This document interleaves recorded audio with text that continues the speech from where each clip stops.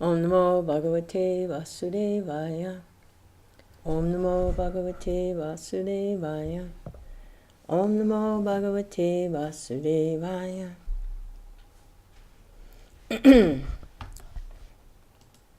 Srimad Bhagavatam, Canto 5, Chapter 14, and this is the little summary that just before the chapter begins, it says all the things that we can expect to be learning about, hearing about in the chapter.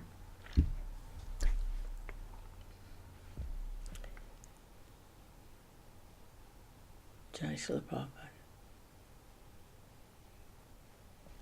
The direct meaning of the forest of material existence is given in this chapter. Merchants sometimes enter the forest to collect many rare things and sell them at a good profit in the city. But the forest path is always bedecked with dangers. When the pure soul wants to give up the Lord's service to enjoy the material world, Krishna certainly gives him a chance to enter the material world. As stated in Prem Vivarta, this is the reason the pure spirit soul falls down to the material world. Due to his activities under the influence of the three modes of material nature, the living entity takes different positions in different species. Sometimes he's a demigod in the heavenly planets, and sometimes a most insignificant creature in the lower planetary systems. In this regard, Srila Narottam Das Thakur says, Nana Yoni Sada Pire. The living entity passes through various species. He's obliged to eat and enjoy abominable things. In this way, his whole life is spoiled. Without the protection of an all-merciful Vaishnava, the conditioned soul cannot get out of the clutches of Maya. As stated in Bhagavad Gita, Mana Shastindriyani Pratritistani Karshati. The living entity begins material life with his mind and the 5 knowledge-acquiring senses, and with these he struggles for existence within the material world. These senses are compared to rogues and thieves within the forest. They take away a man's knowledge and place him in a network of nescience. Thus the senses are like rogues and thieves that plunder his spiritual knowledge. Over and above this, there are family members, wife and children, who are exactly like ferocious animals in the forest. The business of such ferocious animals is to eat a man's flesh. The living entity allows himself to be attacked by jackals and foxes, wife and children, and thus his real spiritual life is finished. In the forest of material life, everyone is envious, like mosquitoes, rats, and mice are always creating disturbances. Everyone in this material world is placed in many awkward positions, surrounded by envious people and disturbing animals. The result is that the living entity in the material world is always plundered and bitten by many living entities. Nonetheless, despite these disturbances, he does not want to give up his family life. He continues his fruitive activities in an attempt to become happy in the future. He thus becomes more and more entangled in the results of karma, and thus he's forced to act impiously. His witnesses are the sun during the day and the moon during the night. The demigods also witness, but the conditioned soul thinks that his attempts at sense gratification are not being witnessed by anyone. Sometimes, when he is detected, he temporarily renounces everything, but due to his great attachment for the body, his renunciation is given up before he can attain perfection.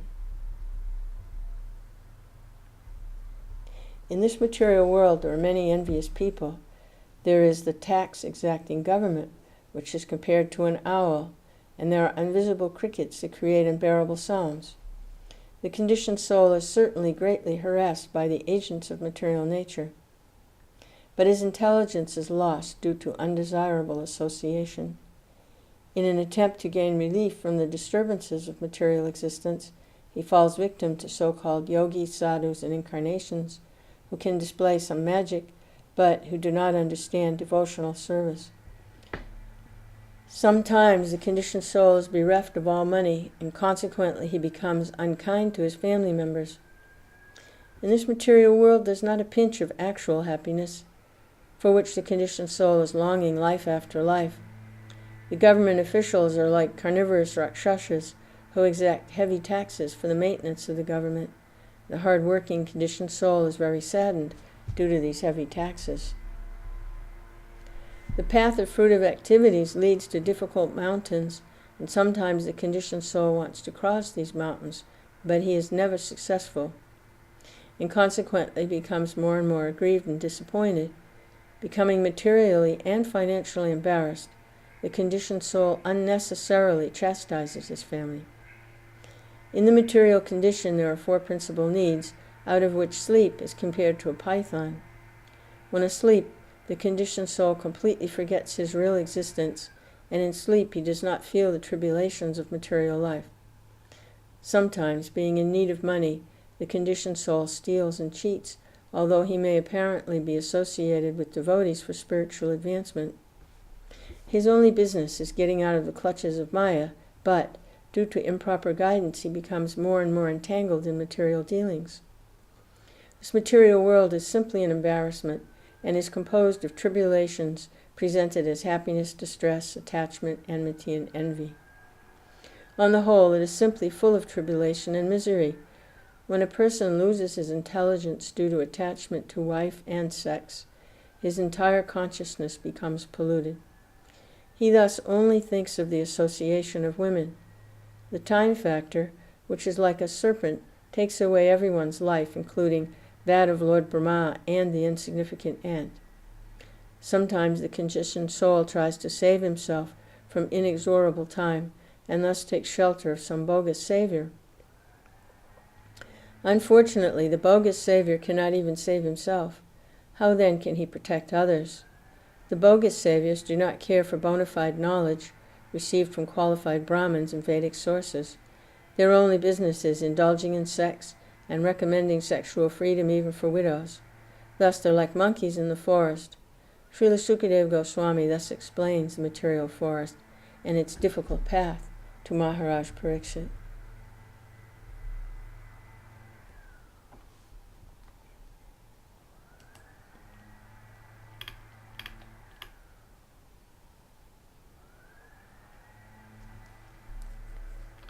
Text 1. When King Pariksit asked Sukadeva Goswami about the direct meaning of the material forest, Sukadeva Goswami replied as follows. My dear king, a man belonging to the mercantile community is always interested in earning money.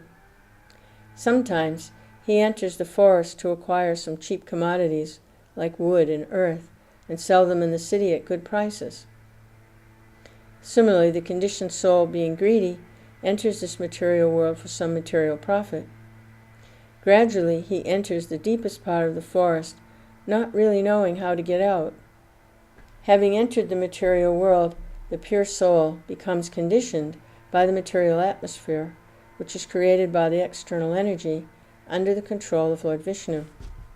Thus, the living entity comes under the control of the external energy, Daivi Maya.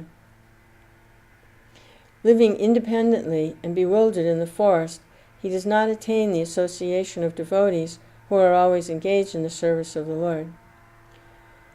Once in the bodily conception, he gets different types of bodies one after the other under the influence of material energy.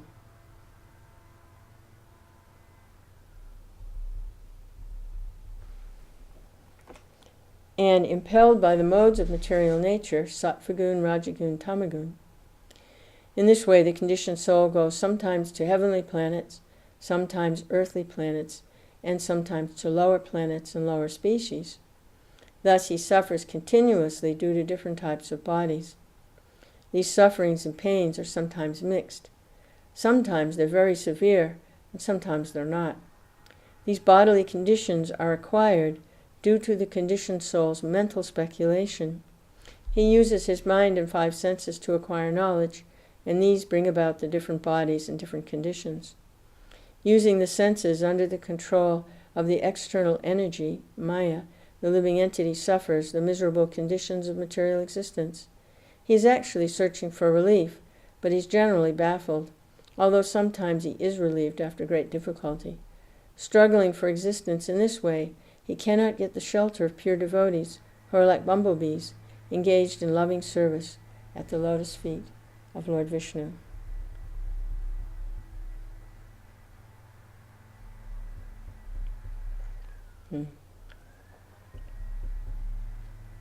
Prabhupada's commentary. The most important information in this verse is Hari Guru Charana Aravinda Madhukar Anupadavim. In this material world, the conditioned souls are baffled by their activities. Sometimes they're relieved after great difficulty. On the whole, the conditioned soul is never happy. He simply struggles for existence. Actually, his only business is to accept the spiritual master, the Guru, and through him he must accept the lotus feet of the Lord. This is explained by Sri Chaitanya Mahaprabhu. Guru Krishna Prasadi Pai Bhakti Lata Bij. People struggling for existence in the forests or cities of the material world are not actually enjoying life. They're simply suffering different pains and pleasures, generally pains that are always inauspicious. They try to gain release from these pains, but they cannot due to ignorance. For them it is stated in the Vedas, Tag vidinartam sagurameva bigachat, samit pani strotiyam brahmanishtam. To understand these things properly, one must humbly approach, with firewood in hand, a spiritual master who is learned in the Vedas and firmly devoted to the truth. When the living entity is lost in the forest of the material world, in the struggle for existence, his first business is to find a bona fide guru who is always engaged at the lotus feet of the Supreme Personality of Godhead Vishnu. After all, if he is at all eager to be relieved of the struggle for existence, he must find a bona fide guru and take instructions at his lotus feet. In this way, he can get out of the struggle. Since the material world is compared herein to a forest, it may be argued that in Kali Yuga, modern civilization is mainly situated in the cities. A great city, however, is like a great forest. Actually, city life is more dangerous than life in the forest. If one enters an unknown city without friend or shelter, living in that city is more difficult than living in a forest. There are many big cities all over the surface of the globe. Wherever one looks, he sees the struggle for existence going on 24 hours a day. People rush about in cars going 70, 80 miles an hour, constantly coming and going, and this sets the scene of the great struggle for existence. One has to rise early in the morning and travel in that car at breakneck speed. There's always a danger of an accident. One has to take great care. In his automobile, the living entity is full of anxieties, and his struggle is not at all auspicious. Apart from human beings, other species, like cats and dogs, are also struggling very hard, day and night, for existence. Thus, the struggle for existence continues, and the conditioned soul changes from one position to another. For a while, he is a child, then he becomes a boy. From a boy, he has to change into a youth, and youth to manhood, and then old age. Finally, when the body is no longer workable, he has to accept a new body in a different species. Giving up the body is called death, and accepting another body is called birth. The human form is an opportunity to take shelter of a bona fide spiritual master, and through him, the Supreme Lord. This Krishna consciousness movement has been started to give an opportunity to all the members of human society who are misled by foolish leaders.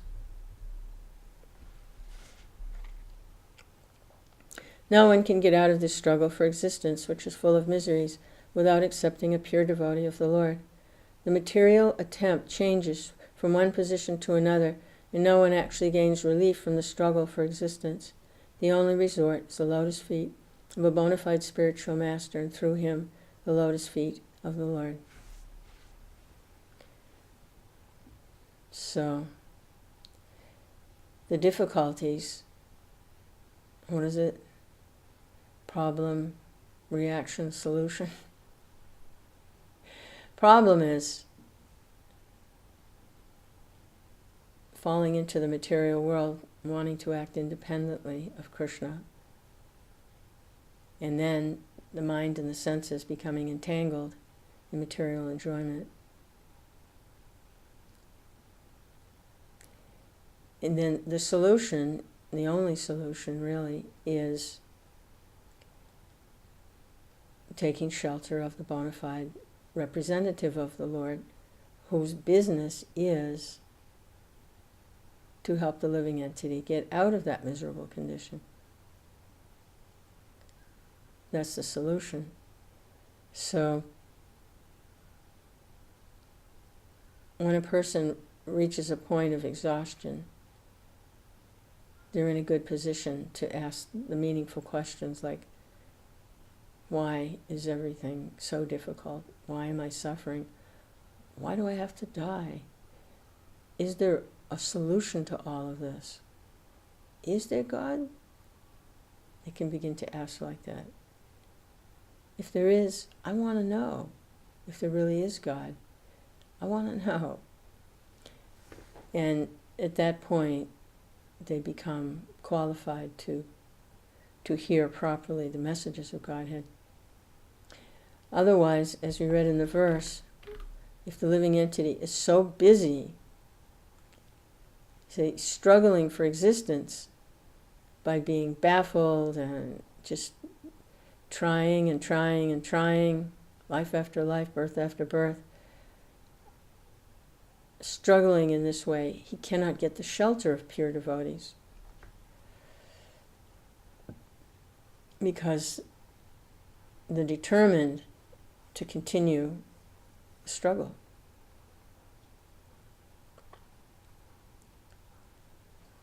That sometime in the future, be happy. Everything's for the future. It's like I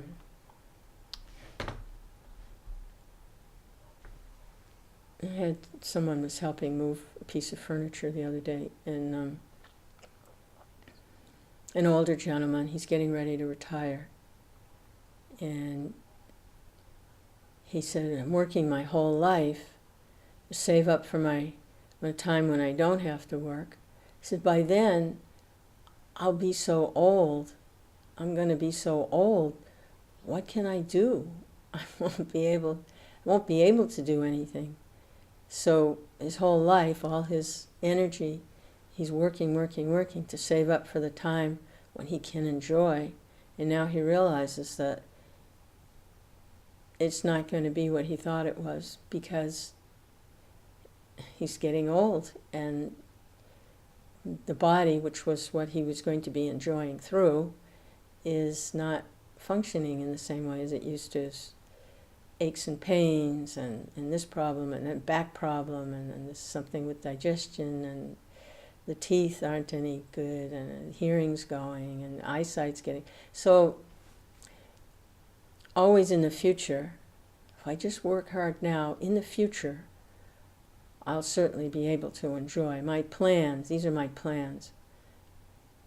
But it never works. It doesn't work, because it's based on the material illusion. Material form is a temporary form. What we need is a permanent form, and then we'll actually be happy, because there's no birth, death, old age, and disease. There's no interruption in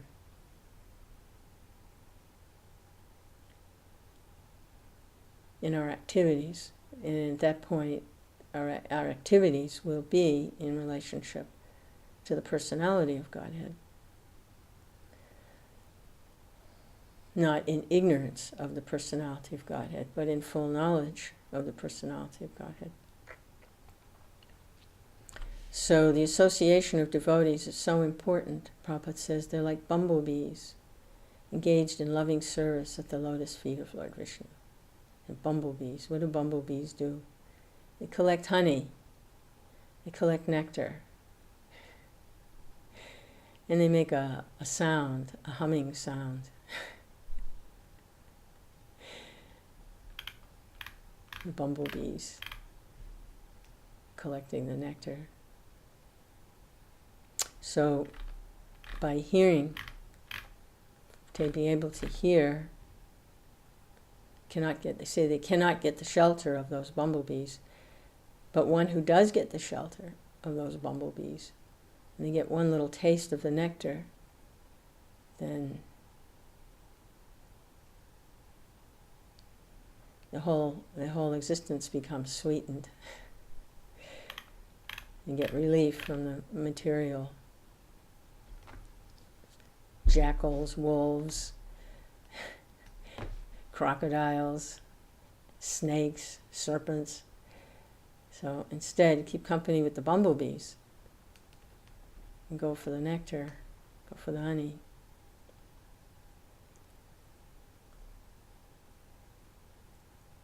We see the lotus feet and then of the Lord, and then we see some of these illustrations by these inspired artists that the Lord is standing in a lotus flower, lotus feet, lotus flower. So the bumblebees are there around the lotus feet of the Lord. One thing about the lotus is that it floats on top of the water, but it doesn't submerge.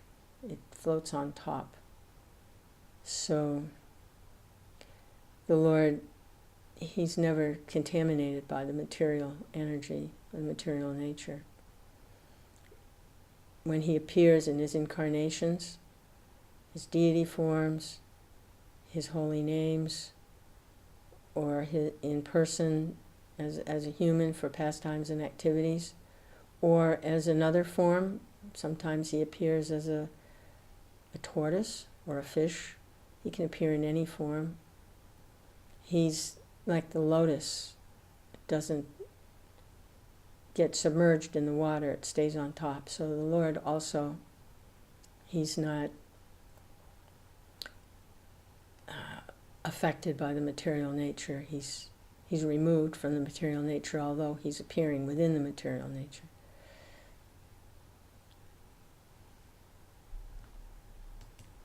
Text 2. In the forest of material existence, the uncontrolled senses are like plunderers. So, before we continue with the verse, previously,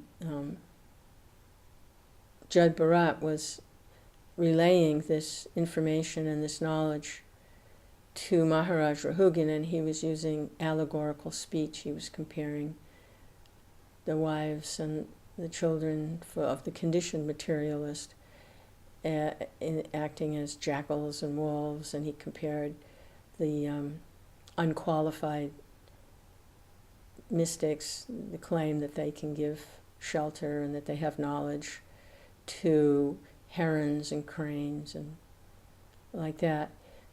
So Maharaj Parikshit was hearing all of this, and he was accepting it. But then he asked Sukadeva Goswami, his spiritual master, to please go deeper. So Sukadeva is explaining the same thing, but he's explaining directly to Maharaj Parikshit. Before, he was telling a story, was a conversation between two other individuals back in ancient times. He was recounting their conversation. And now he's directly speaking as the spiritual master of Parikshit Maharaj, directly telling him the same information, but the dynamics changed just a little bit. He's directly speaking to Maharaj Parikshit. He's not telling a story about somebody else that was talking to somebody else. He's directly telling him. So this is Sukadeva Goswami speaking directly to his disciple, Maharaj Parikshit, and further deepening that relationship with his disciple by speaking directly to him. In the forest of material existence, he's telling him, the uncontrolled senses are like plunderers. The conditioned soul may earn some money for the advancement of Krishna consciousness, but unfortunately, the uncontrolled senses plunder his money through sense gratification. The senses are plunderers because they make one spend his money unnecessarily for seeing, smelling, tasting, touching, hearing, desiring, and willing. In this way, the conditioned soul is obliged to gratify his senses, and thus all his money is spent. This money is actually acquired for the execution of religious principles, but it's taken away by the plundering senses.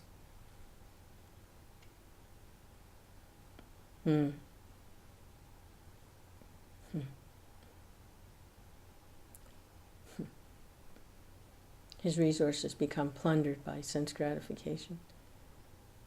The resources are actually meant to be used in a way that will help elevate him to spiritual knowledge. But they get waylaid by the senses. And that way he's cheated. He gets cheated. He's robbed by sense gratification of his real assets.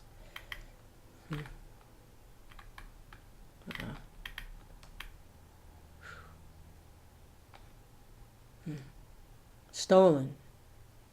His money gets stolen like that. Wow. Prabhupada's commentary. By following the principles of Varnashram Dharma, one attains a better position in the material world. One may be rich, learned, beautiful, or highborn. One who has all these assets should know that they're all meant for the advancement of Krishna consciousness. Unfortunately, when a person is misguided, he misuses his high position for sense gratification. Therefore, the uncontrolled senses are considered plunderers. The good positions one attains by executing religious principle is wasted as the plundering senses take it away. By executing religious principles under the laws of Varnashram Dharma, one is placed in a comfortable position. One may very easily use his assets for further advancement in Krishna consciousness. One should understand that the wealth and opportunity one gets in the material world should not be squandered in sense gratification. They are meant for the advancement of Krishna consciousness. This Krishna consciousness movement is therefore teaching people to control the mind and 5 knowledge-acquiring senses by a definite process. One should practice a little austerity and not spend money on anything other than regulative life of devotional service. The senses demand that one see beautiful things.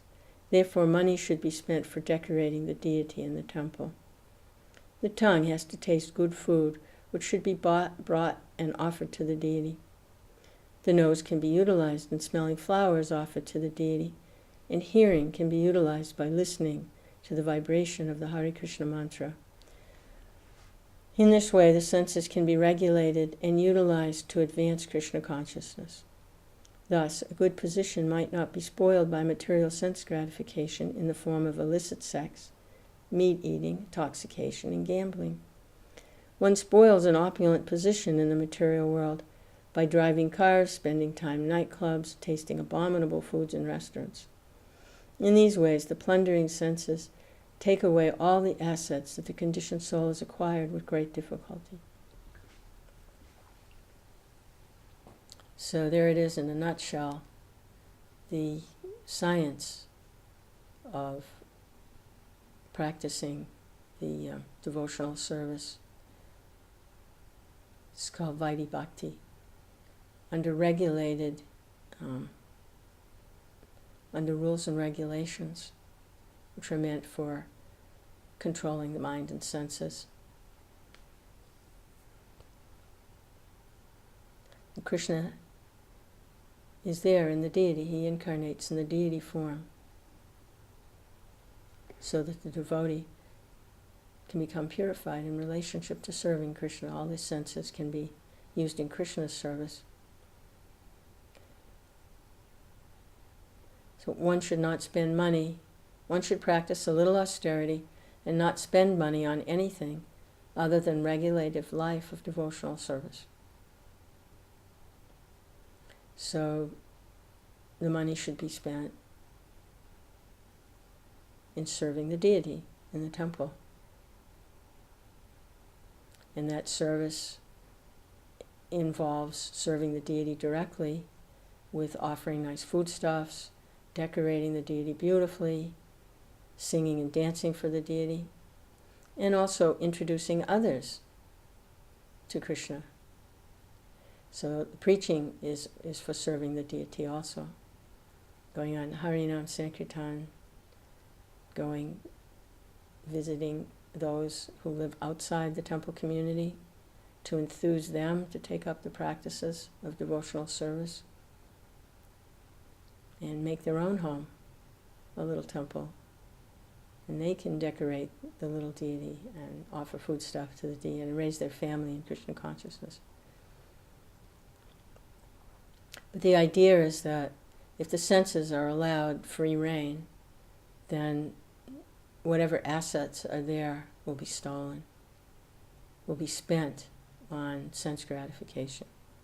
And in that way, one glides down back into identifying with the material body, and then the path back home, back to Godhead closes up.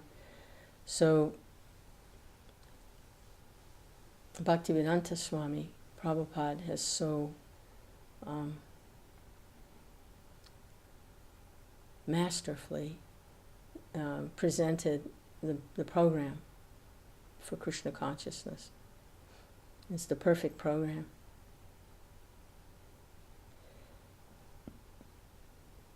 And in a very short time span, he was able to establish temples and install deities all over the world. Just a matter of a few years, really. Very short time in which he was traveling and preaching outside of India. It's maybe 12 years, something like that.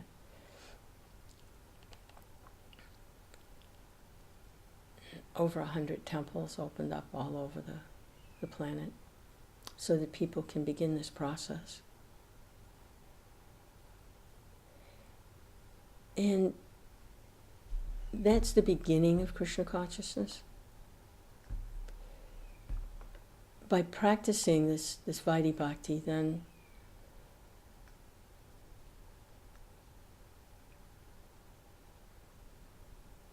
they're well on the path. The person is well on the path. They're protected from sliding back down into this material sense gratification. They're on the path. And it's an opportunity for advancement in Krishna consciousness.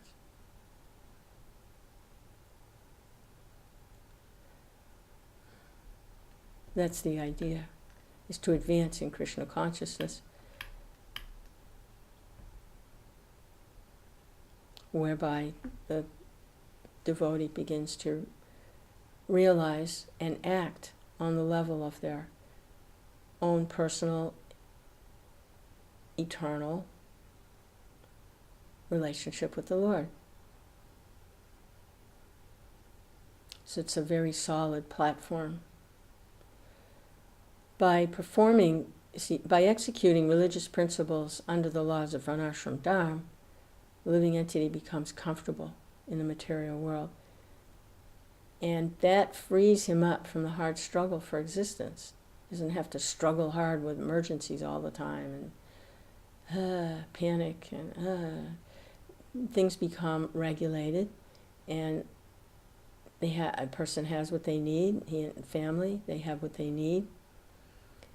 And then, from that position, it's a good place to further their advancement in Krishna consciousness. But that wealth that's acquired by serving nicely according to one's occupational duty, if it gets squandered in sense gratification, then they miss the opportunity. What is it? A person who makes advancement in devotional life, if they don't perfect their devotional service in that lifetime, they get a birth, but in either a wealthy family or a spiritual family, a Brahminical family. And from that point, they can make further advancement But it is possible to slide down from that point. I think there's the account of Ajamil, who was born in a Brahmin family. So birth in that family was a reward for previous activities, and it was an opportunity for him to make further advancement. But he became victimized by his senses. He allowed himself to be victimized by sense gratification. And he lived a long life of degradation, simply trying to enjoy his senses. It's funny, there was just a little bit of a remnant left of his appreciation for Krishna, even in the midst of all his ignorance and his mode of passion. And he named a child, one of his children, Narayan, name of the Lord. And at the time of death, he called out for Narayan. Of course, that's pretty popular to do that. Families, they don't necessarily have to be particularly pious or religious to name their children after scriptural names of the Lord or as devotees. I mean, in the Western society also, children are named after names in the New and Old Testament. Peter, Mark, Paul, Mary, Joseph, Moses, names Sarah, Rebecca, so that when Ajamil named his son Narayan, it's kind of a cultural thing, but the potency of the holy names of the Lord are there. And even though he may have called out in ignorance of the Lord, he called out a name of the Lord, and in that way he was actually taken by the Vishnu Dutas, not the Yama Dutas, and he was given an opportunity to rectify his consciousness by performing devotional activities, which is what he did. So the holy name, calling out the holy name, say he did the right thing. And also, it's called Lila Shuka. It's a nice little name. This is Bilvamangala Thakur. He was born in I don't know if it was a wealthy family or, again, a Brahmin family. I don't know, something like that. But he was awarded a higher birth, obviously for something he did in a previous life, some devotional service he did in a previous life. And he also allowed himself to be victimized by sense gratification. So he wasted that opportunity. And he also was enlightened at one point, became enlightened, and resumed his devotional activities. So whatever a person does is never lost. And if they become distracted, or they allow themselves to be victimized by material attachment to enjoyment to material nature, then when they get the opportunity, they begin where they left off. So that happened to Bilvamangala Thakur, and then he made it to Vrindavan. And he's known, a popular name for him, it's such a sweet name, is Lila Shuka. So Lila, that's the pastimes of the Lord, and Shuka is the parrot. So he's written some very, very beautiful glorification and prayers from his devotional ecstasy in Krishna consciousness, which has endeared him to all the devotees. And he has that nice little name, Lila Shuka, the pastime parrot. The thing about when they say parrot, usually a parrot's kind of like, doesn't have, just a hollow brain. But the parrots that are referred to here, they're repeating without changing, but by their repeating it becomes sweeter. There's a way to understand that. It's a fruit, I believe it's mango. If the parrot pecks it with his beak, because he tasted it and there was some little taste there, like some enzyme or something in the parrot's beak, the mango becomes sweeter. So like that kind of parrot, because Lila Shuka is relishing the pastimes, when he speaks them, they're even sweeter. So that's Lila Shuka. But he also became distracted in the beginning, initially, and allowed himself to be distracted and victimized by the desire for material sense enjoyment.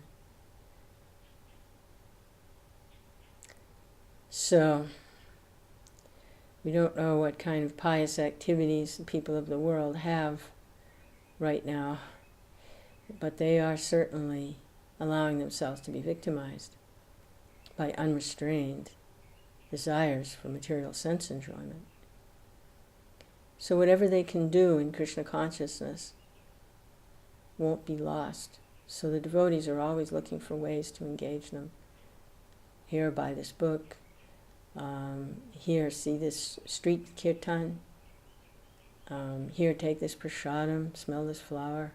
Trying to engage the conditioned souls in whatever way they can. And now also there's nice video presentations and records, songs. So, trying to engage everyone.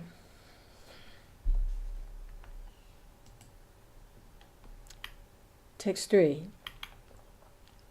My dear king, family members in this material world go under the names of wife and children, but actually they behave like tigers and jackals. A herdsman tries to protect his sheep to the best of his ability, but the tigers and foxes take them away by force. Similarly, although a miserly man wants to guard his money very carefully, his family members take away all his assets forcibly, even though he's very vigilant.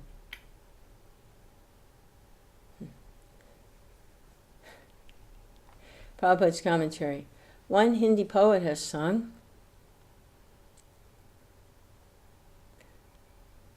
there's some Hindi there. I'm going to skip over it though. It's not familiar to me. This looks like the translation. During the daytime, the wife is compared to a witch. At night, she's compared to a tigress. Her only business is sucking the blood of her husband both day and night. During the day, there are household expenditures, and the money earned by the husband at the cost of his blood is taken away. At night, due to sex pleasure, the husband discharges blood in the form of semen. In this way, he is bled by his wife both day and night. Yet he is so crazy that he very carefully maintains her. Similarly, the children are also like tigers, jackals, and foxes. As tigers, jackals, and foxes take away lambs, despite the herdsman's vigilant protection, children take away the father's money, although the father supervises the money himself. Thus, family members may be called wives and children, but actually they're plunderers. Whoa.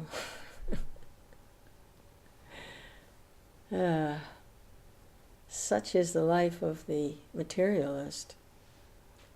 Now, this is not at all grihastha ashram, not at all. Of course, conditioned souls in their struggles to make advancement in Krishna consciousness, there's going to be tinges here and there, but not like this. This is material sense gratification, the life of complete ignorance, passion and ignorance. So they're all allowing themselves to be victimized. But the husband, of course, now both family members work. The wife also works. And But in this situation, the husband, when he's the sole breadwinner like this, he works very hard to maintain the situation. He actually thinks they love me.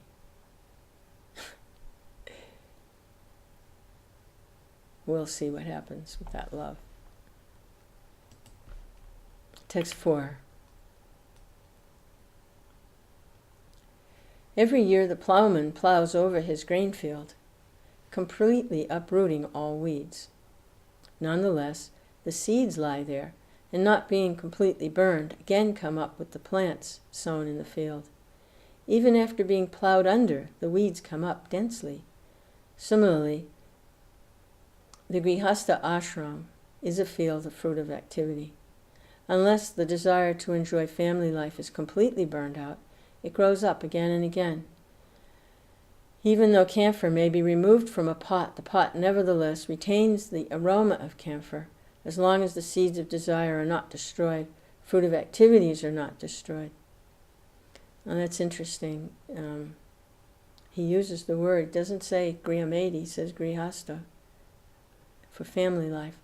So, yes, it's a struggle, but with the guidance of the pure devotee spiritual master, then they navigate through that. But for the non-devotee, what we read about in the previous verse, I mean, there's no hope, that's it. Just sucking the blood day and night, it's over. No way out. But for those who are trying to practice devotional service, they know the goal and they're making strides toward it, which is not to enjoy family life, but to engage the family in Krishna's service. So there's a difference. But because it is family life, there's going to be more opportunity for sense gratification. And there's going to be a lot of fruit of activity to maintain the family. So they're like two little danger zones that one kind of flirts with in grihastha ashram. But under the guidance of the pure devotee spiritual master, then they can navigate through that safely. And that fruit of desire and the dangers of allurement by the attractions of sense gratification can be navigated through that safely and purified for realizing the goal of life, Krishna. Prabhupada's commentary: unless one's desires are completely transferred to the service of the Supreme Personality of Godhead, the desire for family life continues even after one has taken sannyas. Sometimes in our society, ISKCON, a person out of sentiment may take sannyas, but because his desires are not burnt completely, he again takes to family life, even at the risk of losing his prestige and disgracing his good name. These strong desires can be burned out completely when one fully engages in the service of the Lord in devotional service. Yeah. So just to make a show of leaving family life, that's not going to help.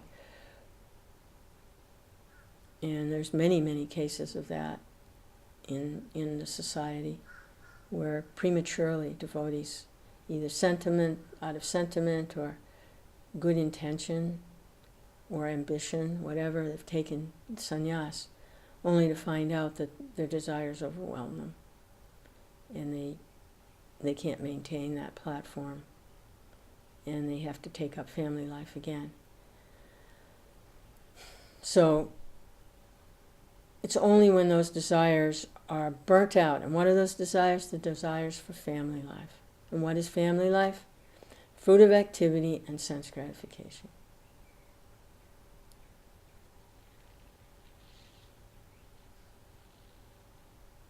And how are those burnt out? By practicing devotional service under the guidance of a pure devotee.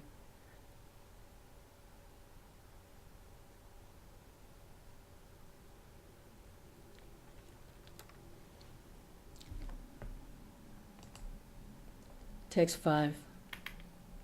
Sometimes the conditioned soul in household life, being attached to material wealth and possessions, is disturbed by gadflies and mosquitoes. Sometimes locusts, birds of prey, and rats give him trouble. Nonetheless, he still wanders down the path of material existence. Due to ignorance, he becomes lusty and engages in fruitive activity. Because his mind is absorbed in these activities, he sees the material world as permanent, although it is temporary, like a phantasmagoria, a house in the sky.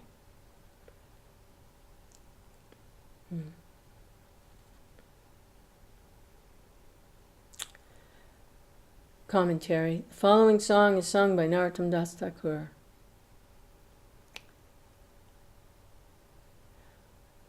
I'm not going to try to sing the song. It's like it's in Bengali.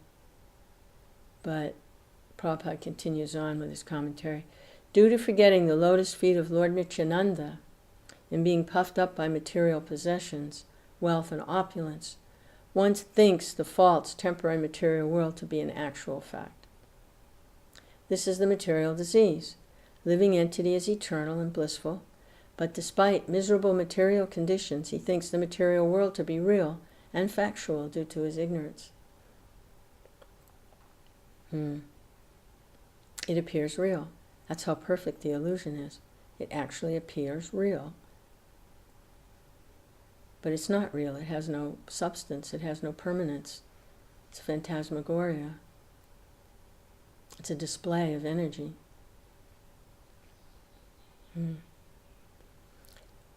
But because the mind is absorbed in interacting on this platform of illusion, and they think it's real, it appears real. Identifying it with it through the activities and the desire to try to control it, enjoy it.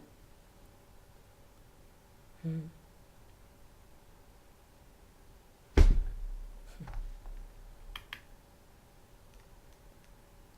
says, due to ignorance, he becomes lusty and engages in fruitive activities.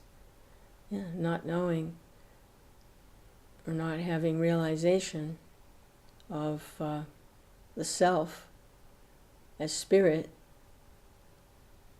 then identifies with matter, and that's the ignorance. When that happens, become lusty. When you become lusty, what happens? You engage in fruitive activities. You want results. Material results. I engage in this activity, I want the result. You get the result. It's called karma. There's good karma and bad karma, but all karma is bad, so no karma is good. Because karma means you have to engage again. You have to get the result, which means you have to stay in contact with material nature, either to suffer the reaction or, quote-unquote, enjoy the reaction.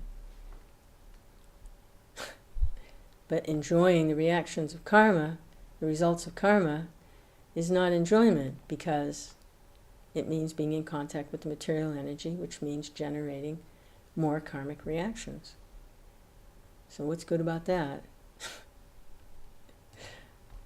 Text 6.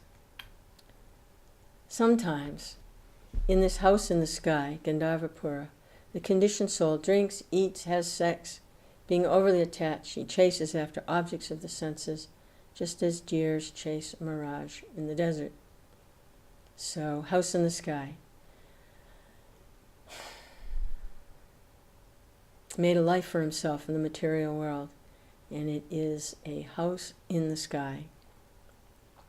Or a modern day contemporary description is a castle made of sand. Same thing. House in the sky, castle made of sand. And enjoying in the house in the sky, enjoying in the castle of sand. So the other illustration is chases after the objects of the senses like a deer chases a mirage in the desert.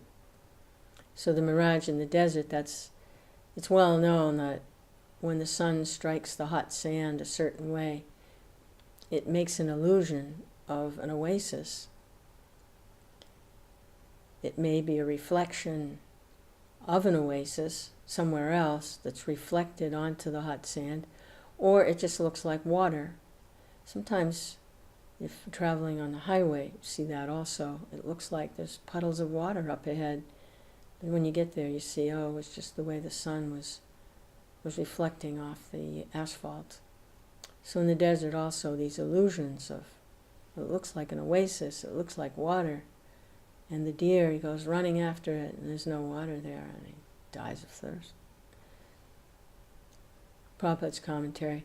There are two worlds, the spiritual and the material. The material world is false, like a mirage in the desert. In the desert, animals think they see water, but actually there is none.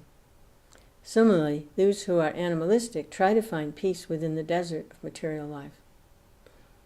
It is repeatedly said in different shastras that there is no pleasure in this material world. Furthermore, even if we agree to live without pleasure, we're not allowed to do so.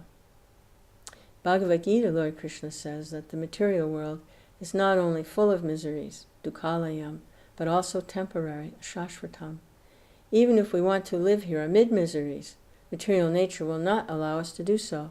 It will oblige us to take bodies and enter another atmosphere full of miserable conditions. Even if we agree to live without pleasure, we're not allowed to do so. You're kicked out. Even if, say, oh yes, okay, I won't try to enjoy anything. That's like the liberated state. I could just remain liberated. You're not allowed to remain like that, simply detached. You'd be kicked out. Oh, I won't try to enjoy anything. I'll be here, but I won't try to enjoy anything. Oh, you get kicked out anyway. And miseries come. And even if you want to live here, in knowing that it's miserable, and you still want to live here, you're not allowed to do so. You have to change bodies. Enter into a new miserable atmosphere in the material world. Why? Because it's not actual home. There's two worlds, the spiritual world and the material world. Spiritual beings belong in the spiritual world. The only way they can stay in the material world is if they become ignorant of their own spiritual nature and think that they're material. And then, okay, I'm material, I live in the material world. It's an illusion. You're not material. You never were, you never will be. You're spiritual. You belong in the spiritual world.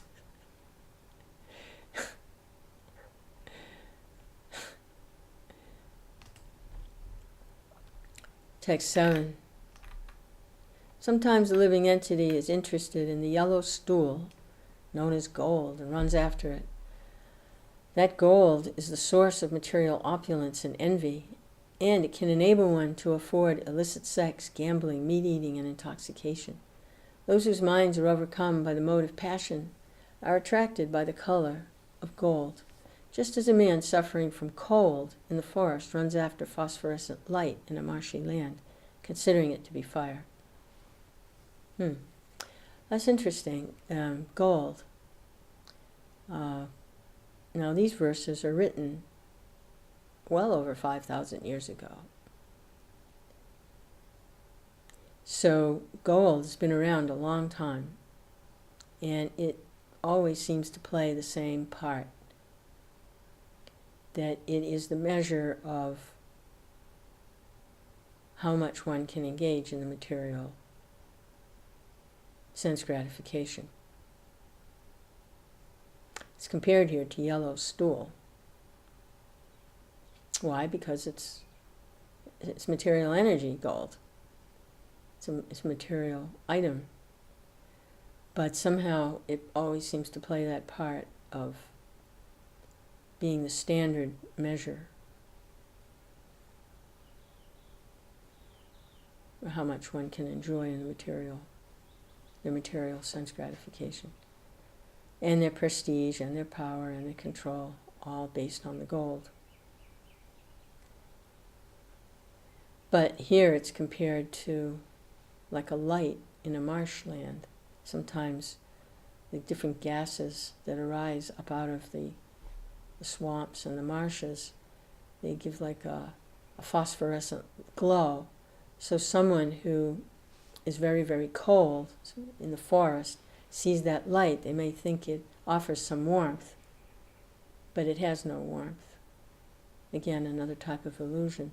Thinks it might have some heat, give him some shelter,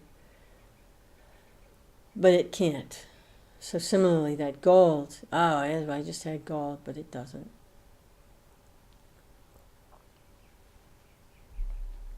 Again, simply acting on the material platform. It brings no relief to the spirit. Prabhupada's commentary, Parikshit Maharaj told Kali Yuga to leave his kingdom immediately and reside in 4 places: brothels, liquor shops, slaughterhouses, and gambling casinos. However, Kali Yuga requested him to give him only one place where these 4 places are included. Parikshit Maharaj gave him the place where gold is stored. Gold encompasses the 4 principles of sin, and therefore, according to spiritual life, gold should be avoided as far as possible. If there is gold, there is certainly illicit sex, meat eating, gambling, and intoxication. Because people in the Western world have a great deal of gold, they're victims of these 4 sins. The color of gold is very glittering, and a materialistic person becomes very much attracted by its yellow color. However, this gold is actually a type of stool. A person with a bad liver generally passes yellow stool. The color of the stool attracts a materialistic person, just as the will-o'-the-wisp attracts one who needs heat.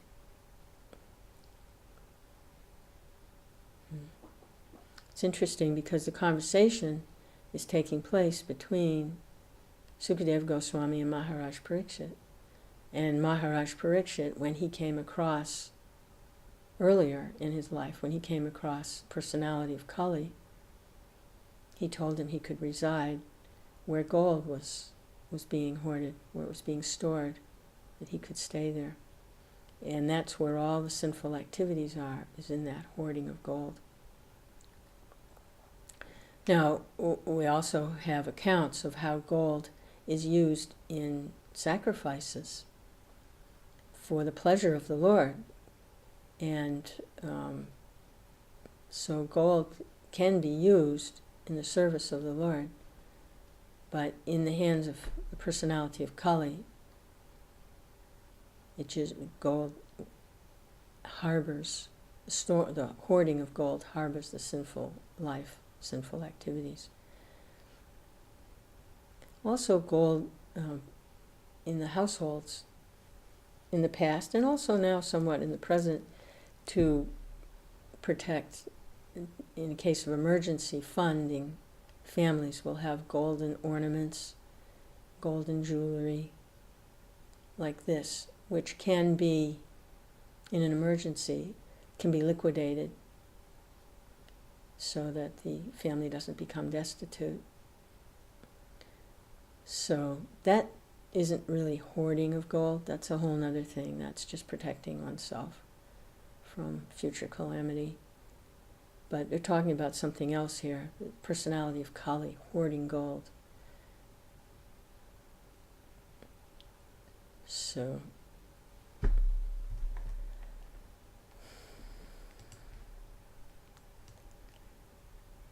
that's it for today.